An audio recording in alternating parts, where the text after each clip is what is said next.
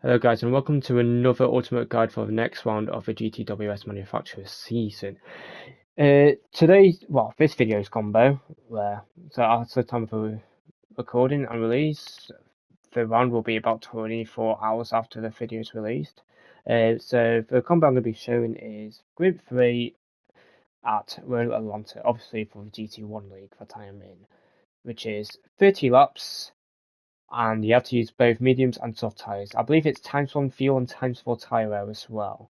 So what I'm going to do is I'm going to show you a fast quali lap, and then after the fast quali lap I'm going to show you detailed on what I was doing on the quali lap, and after that I'm going to show you a race run on what I was doing in the race, and I'll talk more about the race with commentary in the background. But for now I'm going to show you the quali lap, followed by a detailed lap, so I hope you enjoy. Don't forget to like and sub as well if you find this helpful and enjoyable. Cool, cheers!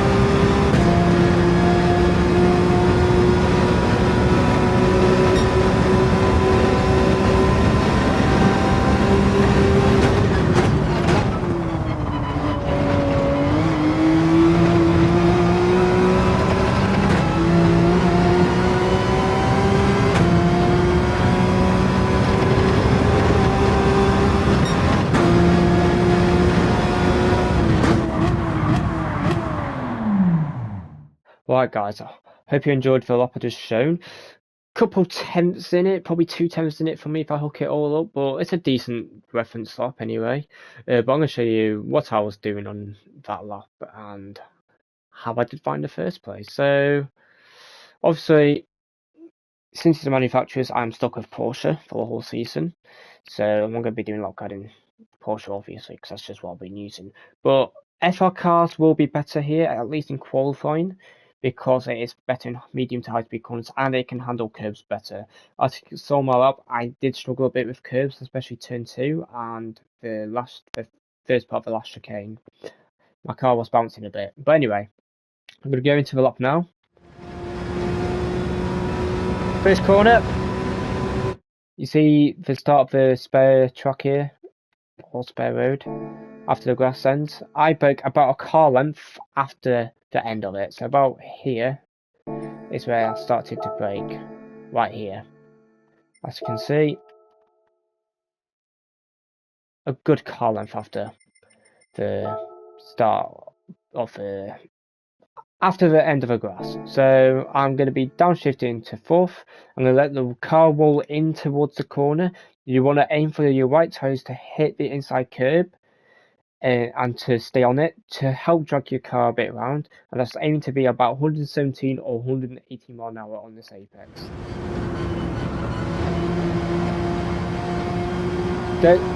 And then before the next corner, I aim to be about halfway between the left and right hand side, and I see this bit. As soon as I started to see it a bit, I turned to the left to aim my car to have my left tyres on the left side of a curb to open up the next corner as much as possible. I do a tiny lift and a tiny brake input potentially, just to, stay as far to the left as possible or not overshoot it. It's like that. I'm basically at the start of this curb here, well, a bit after it, probably a car length after the start of the curb, I broke in a straight line, keeping my car on the curb as long as possible. And I was aiming to be about 90 mile an hour for this next corner. I did a little slide here, I caught it luckily. It actually helped me get on the throttle earlier, if anything, as well, but I did take it a bit slower than normal. But anyway, aim to have your left tyres stay on the track and your right tyres to be on the curb. Because if you have your left tyres on this curb, your car will bounce. At least my car, the Porsche, will bounce. So I aim to have my left tyres basically on this yellow line if possible. Try to exit the corner and go on foot as early as possible, because you are flat out for quite a bit, especially since you're going around corners still. You need as much momentum as possible.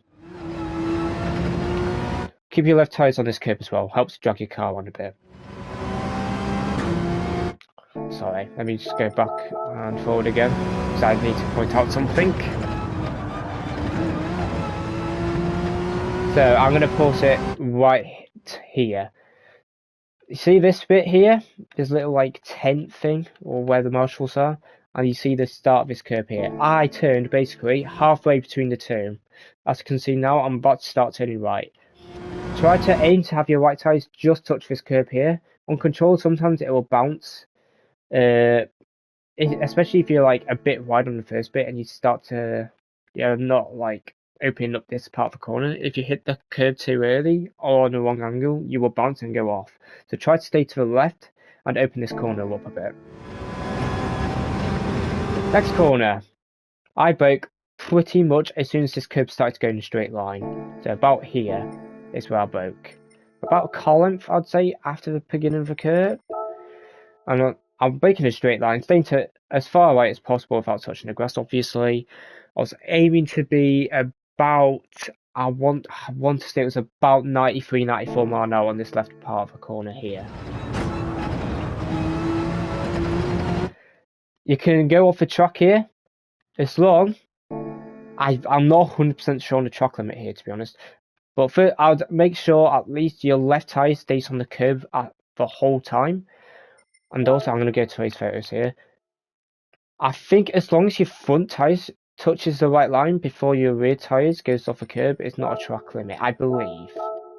So right now I'm about to go off a curb, and I'm still off it. Don't go much wider than what I'm doing anyway, because you'll get a track limit otherwise. I'm not 100% sure whether the track limit is. I apologise for that. I just don't know. So that's about a 10th minute in this one for me. Anyway, next corner. You see there's... After the grass was injured on the right hand side, I broke about half a car length after it. So about just before the 200, probably on this tree is a good reference point. Yeah, as you can see now, I've just started to brake. So you're going to see me downshift to second, and I was aiming to be about 90, 91 mile an hour. Try to have your right tyres on the inside curb as well, but it doesn't matter if you're not, as long as it's very close to the curb at least, and your car's rolling in, you'll be alright. As you can see, I missed it a bit. I went a bit deep, but because I was still quite close to the curb, not end of the world. I did probably lose about half a tenth here though. Just gone past it, but I basically broke where you see this little line here. It's the first line that shows up, I believe. That is where I broke for this corner. So, sorry, I just carried on a bit here. I brake in a straight line, and in my car, you could either exit in first or second gear. I'm actually not sure which is faster. I think on my lap, I actually don't remember. You'll see in a second, I suppose. And you'll just see on my fastest lap what gear I chose. So, I'm finding out for myself here, from memory. But I don't see any difference between second and first gear, to be honest. What I did is, usually is if I felt like I was going a bit deep in or my apex speed was quite low, I would go in first gear. But if I felt like I was going about 58 mile an hour and above, I would exit in second gear. Yeah, second gear. So I must have been about 58 mile an hour on my apex speed if I was to exit in second gear. But let's get forward here. There you go. Last corner. See this 200 board, we go past it. I brake right here, about here. So where this like orange red barrier bit is, the painted barrier I'll call it, that is my braking reference for this last chicane. So you're going to see me brake in a straight line, and as soon as I downshift to second, you'll see me turn left and try to cut as much of this first part of the chicane as possible. So I'm aiming to have my right wheels just touch the inside curb to keep it in the track limits, but to open up the last part of the corner especially, because you need to be on the power very early in the last corner because it's uphill, so you need as much momentum as possible. Sorry, let me just go back and show you how much you should try to cut this corner. So, braking a straight line. As soon as I got to second gear, you will start to see me turn in, like now. And you want to aim to have your tyres be like that. You want to cut it about this much. Some certain scenarios, you will bounce a bit. I think it depends how much throttle you put on it and the angle you've gone into the corner. So try not to counter steer coming into a corner. So like if you turn left early, you don't want to turn right and then back left, because then your angle will be wrong and you might bounce. So you want to try like line it up, so like you're in a straight line of a curve here, as you can see on the screen right now. Don't put full throttle at this point either. Aim to have about 30% throttle, I think I did. 20% throttle, yeah. See, I just kept a tiny bit of throttle on, just so my car wouldn't bounce too much. As soon as it stops bouncing, you'll see me pick up the throttle. Like now, I have picked up the throttle because my car is just about to land. So at this point, I'm going to be fully on the throttle, and I think it is possible to do this next part flat, but I like to do a little safety lift just to make sure I stay in the track limits. I turned a bit early, so I had to lift more than usual. And to finish the lap, take a tight line. You wouldn't do this on a normal lap though. So to end the lap, take a tight line, but to start the lap, I'll show on the lap here with this mouser. Stay as wide as possible on this bit until the last corner, where you want to have your right wheels on the curb. And I have tilt shift to fifth to not bounce off the limiter. But that is the fastest way to start a lap. I was aiming to start the lap around 140 miles an hour. So anyway, I hope this lap guide has helped. Any questions, leave a comment in the comment section. I'll do my best to answer for you. Different cars than that, I'll have a rough idea of what to do, because I use quite a lot of Group 3 cars in general. But anyway, I hope this has helped. But now I'm going to show you a race one with a bit of commentary in the background. So I'll see you there. Cheers. Hello guys, so now I'm going to show you a race one of this GTWS Manu Round 2, which is, like I said, we're on to Group 3. So if you remember, I said this race was times 1 tyre, times 1 fuel and times 4 tyre wear, and you had to use both mediums and softs. So there are two approaches to do this race if you ask me personally. Now, if any of you saw the GTWS LA event, they had this race, and these are the same settings, I believe. In fact, I'm 95% these are the same settings. So, if you, I won't spoil the results, but there was a clear better strat in that particular race, which I will go into in a minute. But anyway, so as you can see now, I'm on my outlap. So, like I say, it was 30 laps, so you had to use both mediums and softs. So I decided to test run doing a one stop. Now, the reason you'll see me do a one stop here is two major reasons in that. First of all, actually three major reasons. So, first reason I'll get into is because the slipstream they use for this race is custom slipstream. Custom slipstream is powerful. It will gain you probably a good half second lap at least, if not more, which is a lot, around the 1 minute 16. 17, 18 hours when I do this. But before I get into the start again, I'd like to say thanks to Macho Monkey. You'll see him on the leaderboard. Since he's using the Gr3 Lexus, that car is the only car that shows you the track temperature in Gr3. So with that, I could see what track temperature it is for this event. Fortunately, I couldn't get the wind, which is why I'm doing this race one with zero wind, just to keep it consistent. And the actual thing, it was 2.0 meters per second southwest, about 8 o'clock from memory, like in time trial, it'll be the same. But like I said, without Macho Monkey, I wouldn't be able to do a good race run. So as you can see now, so the track temperature, it was 15 degrees, that was what it was saying inside Matching Monkey's Lexus. So I tried to replicate the temperature as close as possible to 15 degrees. The best I could personally get it to was 14.8 degrees, which is what I'm using now in this race for.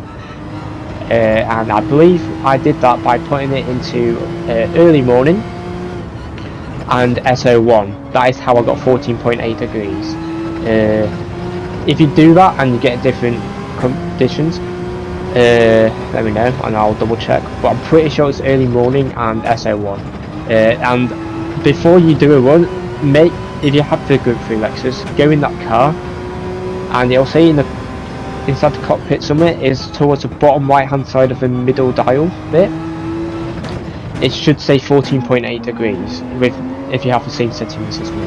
But anyway, into actual start now, and I'll actually get into it now, I apologise. So 15 degrees, like I said, I'm going to do a one stop. Now, like I said, there's three major reasons for this. One of them I've already covered, which was slipstream, very powerful, will gain a lot of time before the leader, who is potentially faster since they qualified ahead, so they'll probably be faster. Or that could depend on the car, they might have tyre saving light, etc. Or they might be on the two stop, so on. Try to follow the leader, try to use their slipstream just to gain free lap time, and if anything you can save more time right behind it. But second reason I decided to do a one stop, at least in this race one, is because this is good practice for me in general, just to get better at tyre saving. Now, I'm not actually sure if a one or two stop is faster for me. I've not even practiced a two stop, and I probably won't be doing a two stop. In fact, I know I won't be doing a two stop, because I would love to get as good at tyre saving as possible for control. There's no reason why it can't be just as good as a real. Yes, it is probably, no, not probably, I know it's 100 times harder to tyre save under control than a real, at least from what I've been hearing from people and from what I've been seeing in races, etc. However, when there is a way, when there is a real way, there is always a way. So that is another reason why I'm going to be doing this, just to improve my tyre saving skills in general, hopefully. Even if I don't get the result I wanted, hopefully I can use this lesson to help me in the future to show more pace when there's more tyre saving races in the future, hopefully. Unless the time model changes in the next month or so for spectacle update, then well. It's a good reference and it's good practice. But the third reason I'm going to be doing a one stop is, what's the third reason? I don't remember why. Third reason. Well, third reason I'd say is because with it, problem with a two stop is, yes, it might be faster for you, but you'll have to overtake people, and if you pull out of slipstream and a car ahead gives a person with old tyres slipstream, it will make your overtaking chances really difficult, and it's a lot riskier. And also, in my opinion, you're probably more likely going to get a penalty if you were to do a two stop, because you're pushing, and if you push you're more likely going to make a mistake, e.g. track limits, going off track, etc. So yeah, that is why I'm going to be doing one stop, and that's why I also recommend, if possible, now I know it's not possible in all cars, so if you're unsure, just let me know what car you're in and I can give you at least my opinion on what I think you should do. Now it might not be 100% accurate because I don't know I don't know like every tyre wear on every single car. I have a very good rough idea on each car, but I'm not 100% sure on every car. So I'll give my best guidance with tyre wear. So, as you can see now, I am on lap 6. I'm going to be, as you have been seeing with my driving, I have been putting very little steering inputs into right-handers specifically, because in this race you do not want to put a lot of load into the front left tyres on this track, because there is a lot of long high speed corners, and since this is a clockwise circuit, you're going to be doing a lot more right turning than left turning, which is why your left tyres will be the ones that are suffering, because you're going to be putting a lot more load into your front left tyre to get around the corner in the first place. So, I'll start talking about my tuning inputs at the start of the next lap, just to, you know, match the gameplay with my commentary. So, going into the last corner now, since the left-hander, I've been pushing it. This corner, I'm tyre saving, of course, because it's a right-hander. Don't be putting load into the front left tyre. And here we go, we're going to be starting lap 7, so we are about a third way off the first stint. The tyres are about 10% tyre wear. Now, that may sound really good, but trust me, it's still a long way to go. So first corner, as you can see, my tuning inputs, barely turning, like it's on the 4th gear range. That's about a 20% turning input. If I've put any more steering angle in than that, I will not be able to do one stop. That is how much you have to tyre save here. Yes, you might be a good second and a half a lap slower initially compared to people that might be on the 2-stop / pushing. However, you'll gain so much time back when they are at the end of their stints, because they'll be at the end of their stints with dead tyres or very low tyre wear. They might have like 10% tyres left. We one-stoppers probably still have a good 50% tyres left, so we'll be gaining time towards them at the end of stints. And well, since they have bad tyre wear when they're pushing, because their tyres are overheating, you'll lose performance anyway if your tyres are overheating, because well, you just have as much mechanical grip as the tyres overheating. So that's why I recommend doing the one-stop, even if it might be slower for you. It's just good. It's just good to learn. But like I said, so I'll talk through which corners I'm tyre saving now on lap 8. Well, everywhere, but this is lap 8. So turn 1, I'm tyre saving 20% steering input maximum. Because if you put any more than that, your front left will overheat significantly. That is the biggest tyre killer on this track.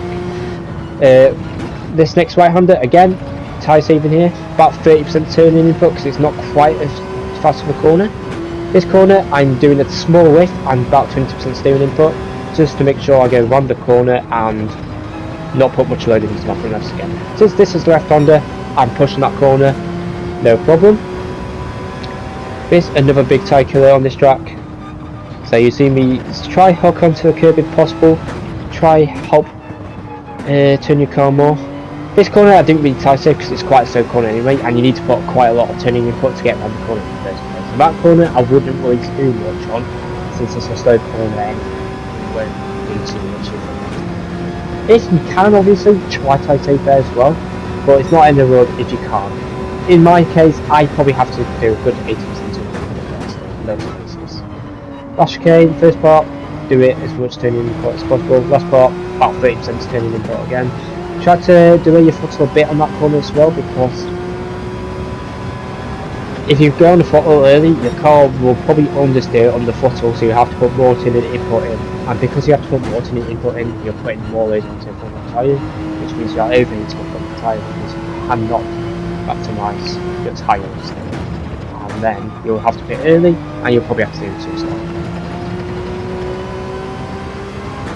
So I'm probably going to leave it there. I'm going to obviously show the rest of the race run in the background, and like I said, if you've got any questions, I'll be happy to answer to the best of my ability, because I will know the right strap probably. But like I said, if your car is, I'm in a Porsche, my car is not good on tyres. It's not bad, but it's not good. This has like, I'd say this has good comparable tyre wear to the M6, the BMW M6, and that car has more downforce in German wall, so you probably don't even have to put as much steering angle in that car. So M6 probably even has better tyre than Porsche. So my car's not good on tyres, but I'm still willing to do one stop because I want to learn, and that's how you improve every day. You might not get the result you want, but if you can take lessons from this race and help put them into future races, future, laps, you can go a long way and you can significantly improve that way. So I'm probably looking to get a good 350 points from this round. Yes, might not be a lot for my standards. I like to aim for 400s when I can. I just feel, especially if I'm in the top split, I will struggle getting 400 points here, but just because there are better cars for this. For one, my car in qualifying is not great. It's not bad. It's one of the better MRs here, but like compared to an MR, it's a good 2-3 tenths of lap slower. In my opinion, at least. I could be wrong on that, but that is my educated guess. Because my 17.0 quali lap felt decent. There's a couple attempts in it. There's a few corners I could have done better there, but I was quite happy with that lap. World record at the time of recording is by Moreno, and he's done a low 16.5. That's a good half a second a lap quicker than me on quite a short lap. Half a second times 30, that's 15 seconds a race. That is a long way off. It's a long time. That's why I think I'll struggle getting high points, especially in top split. If I'm in second split, I think I could get a result in that lobby. But either way, I'm going to be aiming high just because I don't. It's not putting pressure on myself. I just like to. That's just how I feel like I prepare myself. If I aim high, I will lock in. I will do my best drive possible. I've not shown my race from Spa. I probably will at some point. I'm just trying to find the time with the YouTube algorithm and that. I'll probably wait until next week. If the days are not good next week, I'll probably post it on Monday or Tuesday then. And then you can see how I did the Spa race. But if I lock in, I do well, which you'll hopefully see if I upload this Spa race. One of the slots I did in the Spa race, I did a qualifying time of 17.4. Now, if you remember on my guide I did a long video, the best TT lap I did there was a 17.0, and that was with south wind, which was the better wind. So the fact I was only 4 tenths off that in the actual quality session, with the opposite wind, yes, the conditions were slower, of course, but I was going quite a bit slower on the straight. I was 4-5 tenths a lap slower in the first sector alone, just because of the wind direction. So the fact I was only 4 tenths off my best TT lap proves when I lock in, I can do really well, which is why I like to aim high. Now, I wouldn't necessarily recommend it on yourself to aim high. What I would recommend doing is, obviously, this is always number one for me, drive for fun. Because when you drive for fun, you'll drive a good race, because you're not overthinking things. You're just playing to have fun. You are doing your own thing, you are doing what you think is best, while still having fun. That is how I personally like to drive. I drive for fun because I drive for fun. If you don't drive for fun, there's no point playing. That's my philosophy. But yeah, as you can see right now, we are on lap 12. Tyres are about 40-45% tyre wear on my front left and my rear left. Since I'm in Porsche, my fronts wear a lot quicker than my rears in general. But because I'm doing very little steering angle, I'm not overheating my front tyres, and they have very good tyre wear compared to what they would usually. Shout out to this people, absolutely gorgeous livery. One of my favourite liveries of all time. It's up there. But as you can see, I am still in the mid-19s, which is, yes, it's a good 2.5 seconds off my TT up. But you gotta remember, one, we are on a tyre compound, a step harder on the tyre compound compared to qualifying. Remember, qualifying we're doing soft tyres. Right now I'm on medium tyres. And I would say that's probably a good 7-8 tenths a lap slower on average on this track. On Spa, it was about a second, maybe probably a bit second more on the lap, at least from memory. Obviously we only had mediums on Spa, but it's just, I remember when I've been using stock mediums in the past track in the past. It's about a second, maybe a bit under a second, compared to each time combined. So I would say on this track, with it's quite twisty, but it's obviously a short lap, so I'd say it's about 7-8 tenths laps slower compared to medium and soft tyres. One last thing before I leave it with you. So right now I'm nearly halfway across. I'm nearly halfway through the race. Doing decent. I could drive better. I've only done one race once, which is this. And I did this before doing time trials. I did this actually last night, Thursday night. Well, I had nothing to do. I thought I'd do this. It's a time trial. Just to know if I only did this just to know if I think I could do a one stop, which as you'll see throughout the rest of the video, I can. But actual strategy, like I said, it's a one stop. I haven't actually said what sort of pit range you should do, so I'm going to go into that now. So, in my opinion, if you start pole, it depends on the car behind you. But let's say you're in the BMW M6, since it's the best time trial car. if you get pole position, I would maybe recommend starting on soft tyres, even in top split. I would even consider it, which is a crazy thing to say because top split is like a train. Like the whole of the top 16 will probably be in one section train, just because it gives you so much lap time. But even in top split, depends on the car behind you, of course. I would start on soft tyres. The reason I would start on soft tyres is, yes, if you don't know this, the start of the race, your tyres are start, I think, 70 degrees Celsius, thanks to an app which shows you track temps. I don't have it, I don't use it, just because I like to do things within like the game limit. Not the game limit, but like what's on the game is what I like to go based off. I don't like to use outside world things to determine my driving. Yes, I might look at tyre temps from streamers and see like what tyre is wasting the most temperature in a particular corner, and from that information I would tyre tape that specific corner. So from that I know turn 1 is by far the biggest tyre killer, just because it's just the way this corner is. It's a fast right hander and it's a long right hander, so you're on that corner for a while, and since you need to go on throttle in that corner since it's uphill, you're going to be putting a lot of load into that front left. It's just right in the race, it's better to coast through the corner, pick up the throttle a bit later, and do very little through the hill. But anyway, like I said, depends on the car behind you. That's a mistake here. This is the one time I got a penalty on this racing, but like I said, try not to get penalties either, because if you get a penalty you will lose positions and it'll be very hard to overtake. So main priority obviously is tyre save, but another priority here, do not get a penalty, because if you get overtaken it's going to be very hard to get a position back. You'll basically have to wait for him to make a mistake, or wait until the very end of the race where it might get a bit chaotic since people are fighting for the finishing positions. So now into the actual track. Sorry, I'll actually get into it. So in my opinion, if you start on medium tyres, I recommend pitting, at least in the Porsche. I can only go based off what I've been driving, which is the Porsche, which is not the best on tyres. It's not bad, it's not great.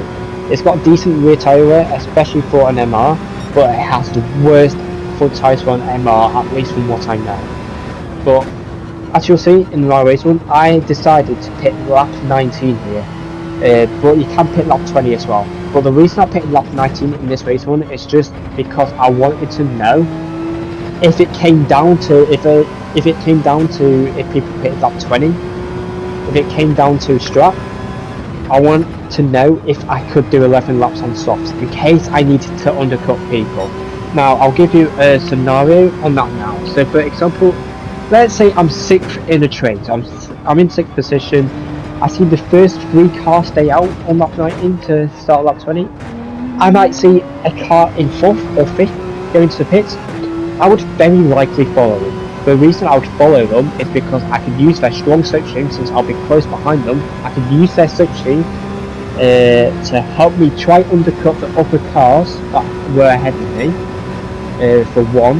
And 2, since I'm in slipstream, I will not have to drive as aggressively on the outlap, because I can rely on the cars ahead slipstream to help drag me back towards the car in front. Which is why, if I was to be leading the train, I'd probably still pit lap 19 just to defend track position, but I would not push on the outlap. In fact, the outlap, in my opinion, is probably the one lap where you need to tyre save the most. The reason you need to tyre save the most on the outlap is because you want to keep the initial temperature as low as possible.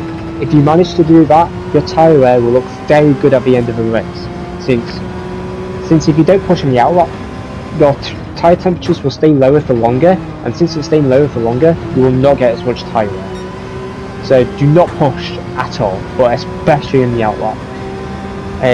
Final thing before I leave. Sorry, I've said this about 10 times, but like I said, I'll get more into detail on why I would maybe start on softs if you qualify pole. Say you're in the M6, the car behind you is a Subaru BRZ. Now, if you know anything about balance of performance, you'll know that BRZ, yes, it's rapid in the corners, by far the best in corners, especially on soft tyres.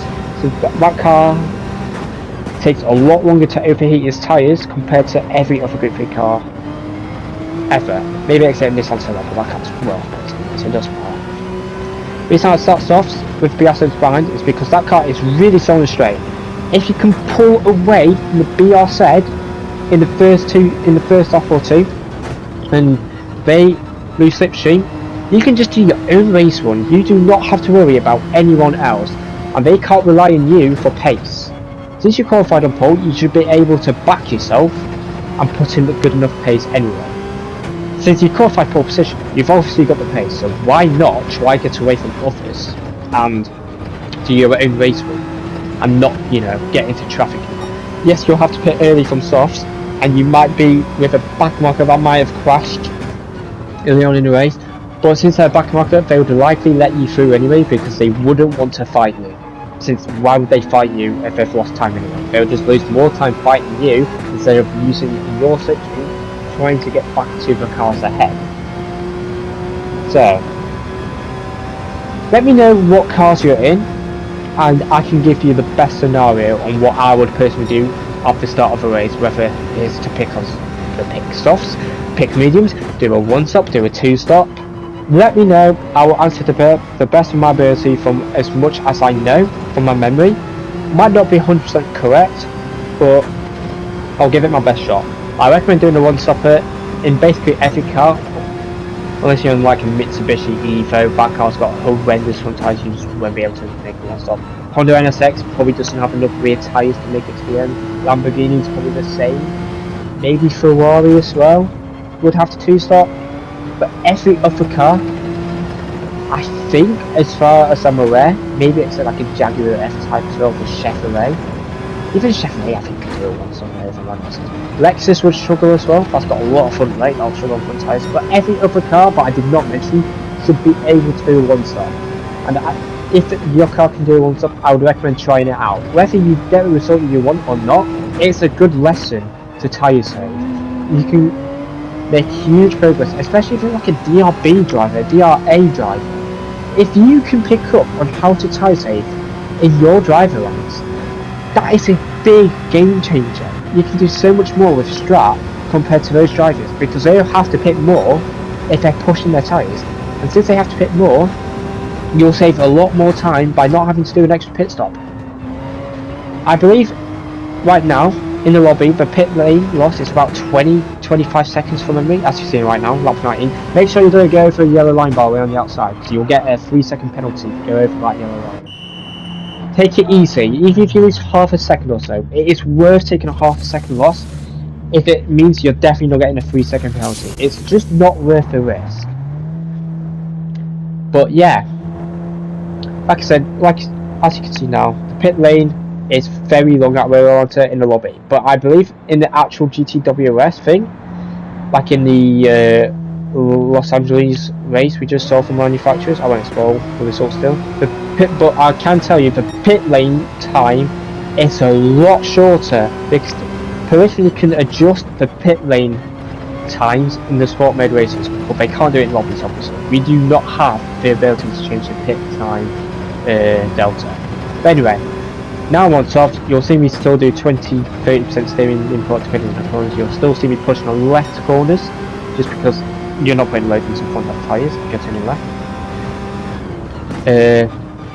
But anyway, I'm going to leave it there. I'm going to let you see the last 10 laps of this stint, just to see what I'm doing.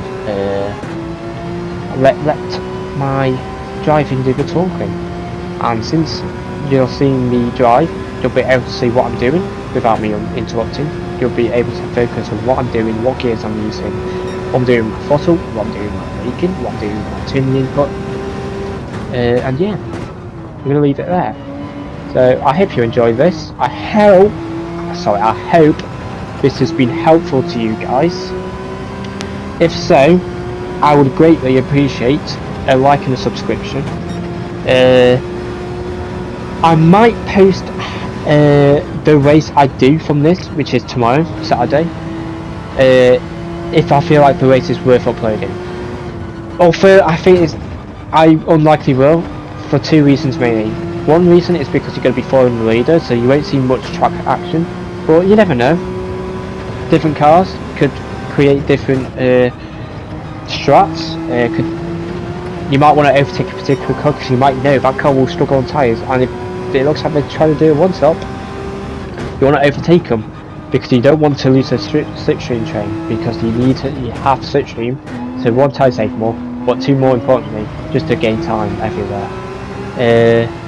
And especially if a car looks like it's doing a two-stopper, if it looks like a car behind you is pushing a lot compared to you, let them pass. Just let them pass. Use their slipstream. Tyre safe behind them. Try to catch to the cars ahead of them, so you gain time thanks to them pushing for you, and you just doing your own business tyre saving behind them. Yeah, I'll leave it at that. Cheers, guys. Like I said, a like and sub would be appreciated. If a race is worth an upload, I'll upload it a day next week if I can. In fact, I will, because Gran 3 is Group 4 at Interlagos, which I very likely will not do because I don't like driving Group 4, and I do not like Interlagos either. At least on this game. I love Interlagos in F1, but on this game I just think it's overrated choice, because as long as you defend the inside, it is very difficult to overtake. Well, in some scenarios I like that, like a topless for example, I like that because it makes strategy really important. But because it's a Group 4 race, and I believe it's times 1 tyres and times 1 fuel, there's no strat involved. As long as you defend the inside, you should get it done. I don't. But anyway, I'm going to leave it now. Hope you enjoy the rest of the video. Like I said, if you need any help, leave some comments below.